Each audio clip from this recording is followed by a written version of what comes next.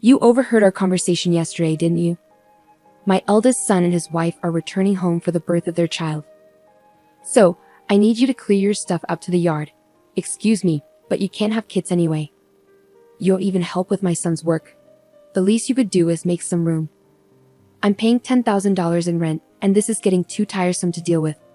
I've been living with my mother-in-law, but now she wants me out of the house because my brother-in-law and his wife are returning. Between my mother-in-law, brother-in-law, his wife, and my husband, this house is full of problems. I've been trying to keep things running smoothly, but it's becoming a hassle to think about it all. I'm done thinking. Okay, I'll leave, but I can't just put my belongings in the yard. So I'll come back later to pick them up. You're leaving? Thank you, that's a big help. Ignoring my pleas, my mother-in-law, I started packing my things and left the house. 7 seconds after stepping out the door, I took out my phone and called the junk removal service. Once I stopped thinking, no one could stop my actions. I'm Linda, a 40-year-old IT consultant. My husband, Mark, is also 40 and runs 3 restaurants as a sole proprietor. We're both 40 and people often assume we've been married a long time and have a kid or two, but we're actually newlyweds. We both lived as workaholics and didn't marry until this age. I had given up on marriage just before turning 40, but a random visit to a bar after work changed my mind. This your first time here? Mark asked. Yes, that's right, I replied. Feeling comfortable in Mark's restaurant, I started visiting frequently as a regular. I always sat at the end of the bar, and it became normal for Mark to chat with me while I ate. What does an IT consultant do? Mark asked. Introducing it to companies, strategic planning. I've worked with restaurants too. Once I suggested a tablet-based ordering system to reduce labor costs and improve efficiency, I replied. Slowly, I was drawn to his dedication to his work, and likewise, Mark grew fond of me, seeing that I was a hard-working person. I'm always busy with work and can't talk much. How about we go out for dinner sometime?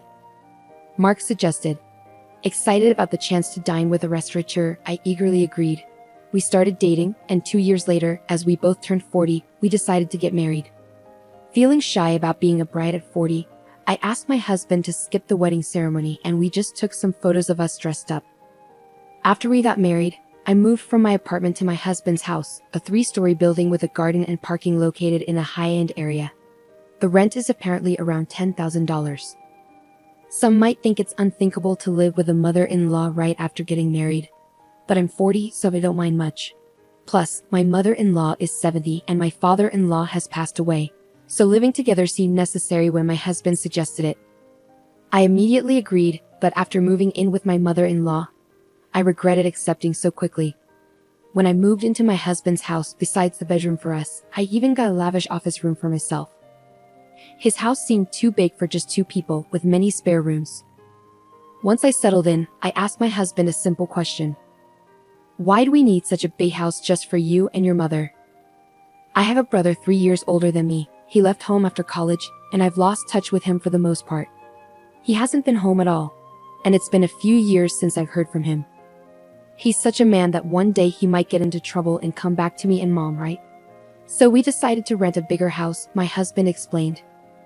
I think it's a little too big, I said. Well, I got married, and you came, so I guess it all worked out, my husband said with a smile as he unboxed my books and arranged them on the shelf. He talked about his brother Daniel from his story. It seems Daniel is aimlessly hopping from job to job, but my husband doesn't think badly of him.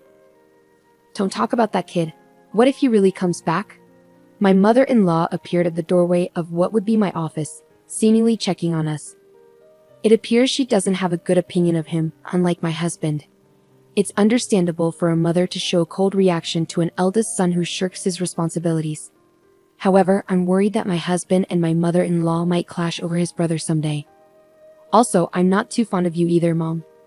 Come on, we're going to live together now, so stop saying things like that, I said. I'm not saying you should leave. I just need to make things clear from the start. My mother-in-law walked away, her slippers making a padding sound. I'm sorry, I'll talk to her, my husband said. It's okay. I got a similar talk when we met for the wedding. I'll build a relationship with your mother as we live together, I replied.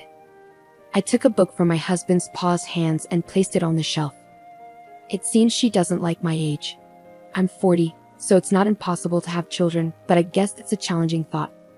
Also, Mark's elder brother Daniel is not married and has no children, so there's a high chance that my mother-in-law won't get to see her grandchildren. That's why she's disappointed and wishes Mark had married someone younger. To her, Daniel, who doesn't fulfill his role as the eldest son, and I, who can't fulfill my role as a wife in her eyes, are probably the same. I understand her feelings, but I can't turn back the clock on my body, so there's nothing I can do about that one. Once the move was completely finished, and our married life officially began, my mother-in-law's coldness towards me became evident. She ignored or avoided me when I spoke and tried to have as little to do with me as possible. It's a bit lonely, but since there's no harassment or physical violence, I guess I should consider it okay for now. I can build a relationship with her over time, but more pressing is my concern for Mark. Are you okay with your work? I asked him. No, it's pretty bad. I need to take action soon, but it's tough to arrange the finances, Mark replied, sitting at the dining table with his head in his hands. I stopped doing the dishes and sat down in front of him to listen. These are tough times. Prices are soaring, expenses climbing, and customers are tightening their wallets.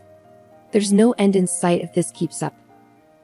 We might have to close another one of our stores, Mark continued. About a year into our marriage, the situation at Mark's restaurants worsened. One of the 3 stores had already closed, and it seemed another might have to shut down too. Seeing Mark's troubled face made me feel distressed, but my mother-in-law seemed unaffected by these troubles. You're Mark's wife, but you don't help out at the store. You just do your own job. Can you really say you're fulfilling your role as a wife? My mother-in-law's voice pierced through the air from the living room as she overheard our conversation. I wondered what she was thinking, but she has her own way of seeing things. Mark has been running his own restaurant for nearly 10 years, overcoming various challenges. I believe he'll pull through this time too. You, his wife, shouldn't be making that face. Are you trying to feed into his anxiety and make him fail? What a terrible wife, she shouted again, her words filled with spite and venom. I knew she wasn't just trying to fire me up, but she wasn't entirely wrong. I took her words positively and decided to support Mark to the fullest, smiling reassuringly at my anxious husband. A year later, just as she said, Mark managed to turn this situation around and avoided closing a second store. See, I told you, I said to my mother-in-law. A stupid wife who can't even trust her husband. Don't drag Mark down, she replied, lashing out at me without reservation. The relationship with her might seem to have worsened, but since Mark's business is doing well, I'll consider it a break-even situation. I thought things were balancing out, but it turned out to be a clear negative for me. Mark. Daniel called for my brother, my mother-in-law suddenly said. Yes. Daniel's girlfriend is pregnant. That's great news. She's a 32-year-old who worked at the same bar as Mark. They asked. Something. Why are you being so formal all of a sudden? I asked. Daniel is a freelancer and so is his pregnant girlfriend. With a baby on the way, they're struggling. They asked if they could move into this house and if they could work at your restaurant, my mother-in-law explained. I was contemplating how to confront Mark about the affair from the dining room when my mother-in-law came into the living room and started talking to him. The conversation was about Daniel, whom I've never met, and I was completely left out as they continued talking. It was a strange scene. She used to dislike Daniel for not fulfilling his role as the eldest son, yet now she was asking Mark to welcome him. The reason was simple, the grandchild. She had given up hope of seeing a grandchild, and now saw an opportunity and completely changed her stance. She was even planning to offer them a home and jobs. Ah, okay. Mark finally replied, looking back at me with a clearly troubled expression. Come on, it's a good thing. Daniel is in trouble and you, Mark, have the means to help him, my mother-in-law said. I felt a sense of unease. Is it not odd to have Daniel and his family move in? I looked at Mark in the living room from the dining area, and he seemed to share my concern. But with my mother-in-law's sudden decision, it seemed we were both in for some unexpected changes. I grappled with Mark's inability to say no to his mother. I had hoped he would stand up to her, but it seems it was just wishful thinking. He kept glancing at me, probably worried about my reaction. The worsening relationship with my mother-in-law, Mark's affair, now living with Daniel and his family, the problems just kept piling up. Overwhelmed and not knowing where to start, I decided to abandon thinking for today and just go to sleep. The next day being a holiday and probably due to extreme mental fatigue, I slept in until late morning. Mark was at work, so it was just my mother-in-law and me at home. Dreading what she might say about my sleeping in, I reluctantly headed to the living room. "You sure slept in. Must be nice to have such leisure," she said, surpassing my expectations. "You heard Mark and me talking yesterday, right? Daniel and his wife are coming back for a maternity leave visit, so move your stuff up to the yard." Excuse me, I was still groggy from sleep. Did she really mean I should live in the yard? Or was she telling me to leave the house? "You can't have kids anyway. You don't help with Mark's work, so you should at least make room for Daniel and his family. We have 2 spare rooms left, so if you leave and your office is free, we can have a bedroom and a nursery for Daniel's family and a storage room for their stuff. Don't you think the room count and usage are just perfect?" It seems she was indeed telling me to leave, but a storage room for Daniel's family. I'm being kicked out to make room for a space that doesn't seem necessary. Originally, I was allowed to use the office because there were spare rooms, and I don't mind if it's gone. A bedroom for Mark and me is enough. Daniel's family can live here without me leaving. Realizing that my mother-in-law now sees no reason for me to be in this house as a wife since she can see her grandchild and I'm paying $10,000 in rent, I'm too tired to deal with all this. I decided to clear my mind and give my brain a rest. Silent with my mother-in-law, the only sound in the living room was the ticking of the clock. "Okay, time to leave," I said, having rested my mind. I decided it's too much trouble to worry about what happens to Mark, my mother-in-law, Daniel's family, and their future. "Understood. I'll leave. I can't put all my belongings in the yard, so I'll come back later to pick them up," I declared. "You're leaving? Thank you, that helps," my pleased mother-in-law said, ignoring my words. I started packing my things and left the house. 7 seconds after stepping out the door, I took out my phone and called a junk removal service. My decision, made after stopping my overthinking, couldn't be stopped by anyone. Let them all regret this choice later. Having left the house, I decided to stay at a hotel for the time being. I had called the junk removal service, but they needed some time to prepare. This worked out since I wanted some time too. 2 weeks after leaving, I rented an apartment and started living alone. I haven't heard from Mark since then. He probably thinks I'll come back eventually. The thought of Mark taking the current situation lightly infuriates me. However, today is the day after his restaurant's day off. I expect a call from Mark when he visits the restaurant for a lunch prep. "Hey, what's going on here?" "The restaurant is completely empty," Mark exclaimed over the phone. Just as I thought, I chuckled. "Mark, I could explain over the phone, but it would be more efficient if your mom was there too. I'm heading to the house now. Can you come back? You could open the restaurant anyway, right?" I couldn't help but laugh before hanging up, amused by Mark's reaction. What on earth is this? The restaurant's fridge, cooking equipment, tables, all the important stuff is gone. Did you do this? Do you think you can get away with this for free? As soon as I arrived at the house, my mother-in-law started yelling at me. It seems Mark had explained half of the situation. There was an unfamiliar couple in the living room, apparently Daniel and his wife. They looked confused and anxious, not fully grasping the situation and my mother-in-law's extreme anger. It's my restaurant, so there shouldn't be a problem with me starting the closing process or having the items I bought disposed of by a junk removal service, right? I countered, "Huh? Your restaurant? What are you talking about? Why don't you explain, Mark? You haven't told your mom, have you? You remember that I still have the main restaurant and the second branch, and the second one was in a financial crisis, right?" Mark began, "Yes, of course. You worked hard to turn it around, changing the tables, chairs, signboard, the restaurant's atmosphere, bringing in new cooking equipment, expanding the menu, and replacing the fridge and freezer to accommodate the new menu, right?" My mother-in-law nodded. "Well, about that. Linda actually paid for those expenses," Mark confessed. Hearing Mark's words, my mother-in-law looked perplexed. She seemed to be trying hard to understand but probably lacked the full information to grasp everything. Mark continued, looking uncomfortable, as if he was holding back a bathroom break. Seeing that this was going nowhere, I decided to explain. Before turning 40, I was single and working in night consulting. We didn't have a wedding ceremony, nor did we buy a new house after getting married, so I had saved up quite a bit of money. I lent Mark $200,000 to help turn around his struggling second restaurant branch. $200,000? But you can't just hand over such a large amount of money to your spouse, right? My mother-in-law exclaimed. That's why I decided to buy the rights to the second branch and become its owner, I explained. I left most of the management to Mark, so there wasn't much for me to do as the owner. The only change was that Mark shifted his focus from the main branch to the second one for its recovery. When Mark's restaurant was in crisis, I had to show my concern alongside him. It was when my mother-in-law yelled at me for not showing enough trust in my husband that I decided to support Mark to the fullest.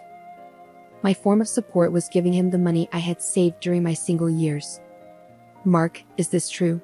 My mother-in-law asked. Yeah, it's true. She said it was okay if I failed and wasted the $200,000. She gave me the money, but since it was such a large amount, it was going to fail anyway. She suggested becoming the owner.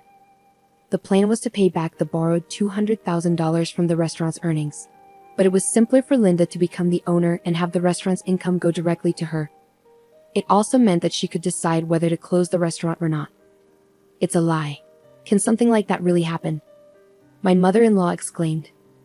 I understand it's hard to believe hearing this all of a sudden. That's why I brought some evidence, I said, spreading documents like the business license transfer of rights agreement and lease agreement on the table, proving that I was the owner of the restaurant. My mother-in-law's face turned red as she confirmed my name on those documents. Why didn't you say anything about this? You always talked about how you believed in Mark and how the restaurant was recovering, right? She demanded. Even before we got married, you always encouraged Mark like that. He felt pressured by your words but tried to live up to your expectations. Not wanting to disappoint you as the head of the household, you're pretty cold to people like me and Daniel who don't fulfill their roles, right? That's why Mark couldn't tell you he borrowed a large sum of money from me. He could have just told me. That's why Mark couldn't speak his mind, because you get upset easily. People like my mother-in-law often don't realize they're putting pressure on others. They might think it's just a small thing to say, but for the one under pressure, it's a huge burden. Not something they can easily talk about. And even if they did speak up, you would likely be disappointed and start complaining. It was essential not to let Mark's spirit break under her constant jabs, especially when the restaurant was finally turning around. That's why I kept quiet too. But I really wish she had refused when Daniel and his family were coming back. Probably Mark thought it was work-related and agreed without thinking much, I admitted. Mom, Linda, I'm sorry. This situation is my fault for not being decisive enough. If I had managed the restaurant well from the start, Linda wouldn't have had to lend her money. And if I wasn't such a weakling, I could have told you the truth. If Linda decides to close the restaurant, then that's it. But what about the part-time workers? Mark said. Don't worry. In the past 2 weeks, I've already informed everyone about closing the restaurant, and they've all understood. For those interested, I've arranged part-time work at other restaurants through my IT consulting contacts, I assured. That's a relief. So everyone was in on this, Linda showing me an empty restaurant as a surprise, and everyone keeping the closure from me. My mother-in-law asked. Mark, I'm sorry too. I've been pressuring you and Linda. I'm sorry for everything up to now. I won't tell you to leave again. My mother-in-law apologized, and it seemed as if everything was resolving nicely. But that's a misunderstanding. I'm far from being satisfied, and the discussion is far from over. Let's settle this matter next, I said, pulling out divorce papers. What's this? A divorce paper? Mark picked up the papers in shock. Why a divorce? This is supposed to be a reconciliation, right? Don't just assume we've reconciled. You might think it's a secret, but I know about your affair with the part-timer. All the part-time workers knew about it too. I said, displaying an image on my smartphone sent by a part-time worker showing Mark entering a hotel. Anyone can take such evidence, not just the police or detectives. Getting the second branch back on track gave you too much confidence. You really got carried away, I concluded. I remarked that as the owner of the restaurant, I couldn't just stand aside from the day-to-day operations. Even though I couldn't do much in terms of daily management, I made it a point to visit from time to time. During these visits, the part-time workers complained to me about Mark's affair and asked for my help. When I promised to handle it, they provided incredible support. They leaked information about Mark's affair, sent me proof, and even kept silent about the restaurant's closure from him. Wait a minute, closing the second branch and a divorce? What's going to happen to the rent for this place? My mother-in-law's voice shook. I haven't mentioned that yet. I've been paying the entire rent of $10,000 a month for this house. Is that also true? Mark's shoulders slumped. It's true. When the restaurant's revenue started falling, Linda started paying half of it. But as revenue continued to drop, the amount she had to cover increased. Eventually, I ended up paying it all, $10,000 a month. It's the same as my salary, so I paid all the rent. And Mark covered other living expenses like food and utilities. So if Mark gets divorced and only has the main restaurant left, obviously living here won't be an option anymore, I stated matter-of-factly. Mark and my mother-in-law seemed deflated after hearing my words. They slumped as if they had exhausted themselves in a boxing match. Daniel and his wife, now somewhat understanding the situation, hesitantly joined the conversation. What does that mean? We came back here, can't live here? Sorry, Daniel. Right now, I don't have the means to help you with a restaurant or a house, Mark explained. Come on, do something. We're having a baby, at least give me a job. We have enough part-time, Daniel protested. The argument escalated, and it became clear that the future was uncertain for everyone involved. Witnessing the brothers dispute over their mother, the mother-child relationship also deteriorated. Now Mark and his mother are living together reluctantly in a smaller apartment, hardly talking and creating an awkward atmosphere. After the divorce, I first dealt with closing down the restaurant. It was a bit of a hassle, but as the owner, it was my responsibility. However, the fridge, cooking equipment, tables, and chairs I had removed were fairly new, so I managed to sell them at a good price. Adding just a little more money allowed me to finish the restaurant's closure, I recounted. Though it was a brief period, being a restaurant owner and handling its closure was an experience. I believe these experiences will be useful in my IT consulting work someday. I guess work suits me better than marriage. Convinced of this, I continue to work hard today. After the tumultuous events that unfolded, the conclusion of this saga brought a mix of resolution and uncertainty. I continued. The revelation of the true ownership of the restaurant, coupled with the exposure of Mark's affair, exposed the fractures in the family. The decision to close the second branch of the restaurant added a layer of financial stress and uncertainty about the future. Despite the apologies, it became clear that reconciling the strained relationships would be a complex and ongoing process, I added. The introduction of divorce papers, a decisive move by Linda, added another layer of complexity to this situation. The betrayal of trust both in the marriage and the business became a pivotal point that left the characters grappling with the aftermath. Linda's firm stance indicated that she was unwilling to overlook the breach of fidelity and was determined to take control of her life, even if it meant ending the marriage, I noted. As the fallout extended to Daniel and his family, the once close ties between the brothers strained, revealing the fragility of familial bonds under pressure. The uncertainty about living arrangements and financial stability left everyone involved facing an uncertain future. The emotional toll of the conflicts was palpable as seen in the strained relationships and the awkward atmosphere that settled over the characters, I explained. In the end, the story leaves us with a sense of closure regarding the restaurant's closure and Linda's decision to end her marriage.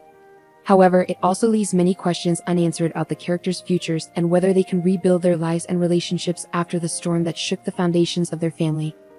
The resolution, while bringing some clarity, marks the beginning of a new chapter for each character as they navigate the aftermath of the choices made and the consequences faced, I concluded.